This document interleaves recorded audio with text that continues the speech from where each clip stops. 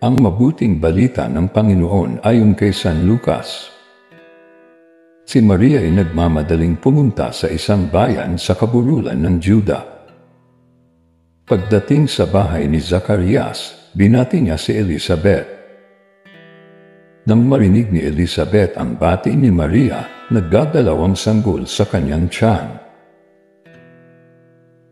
Napuspos ng Espiritu Santo si Elizabeth at buong galak na sinabi, "Pinagpala ka sa mga babae, at pinagpala rin ang dinadala mo sa iyong sinapupunan. Sino ako upang dalawin ang ina ng aking Panginoon?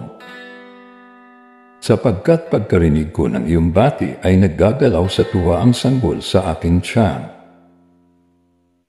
Mapalad ka sapagkat nanalig kang matutupad ang ipinasabi sa iyo ng Panginoon."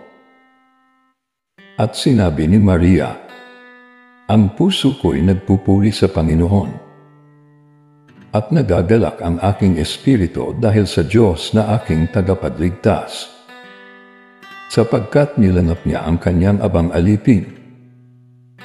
At mula ngayon, ako'y tatawaging mapalad ng lahat ng salinlahi, dahil sa mga dakilang bagay na ginawa sa akin ng makapangyarihan. Banal ang kanyang pangalan. Kinahahabagan niya ang mga may takot sa kanya sa lahat ng salit-saling lahi. Ipinakita niya ang lakas ng kanyang mga bisig. Tinangalat niya ang mga palaloang isipan. Ibinagsak niya ang mga hari mula sa kanilang trono, at itinaas ang mga nasa abang kalagayan. Pinusog niya ng mabubuting bagay ang mga nagugutom, at pinalayas niyang wala ni anuman ang mayayaman. Tinulungan niya ang kanyang bayang Israel, bilang pagtupad sa pangako niya sa ating mga magulang, kay Abraham at sa kanyang lahi magpakailanman." Pumira si Maria kina Elizabeth ng may 3 buwan at saka umuwi.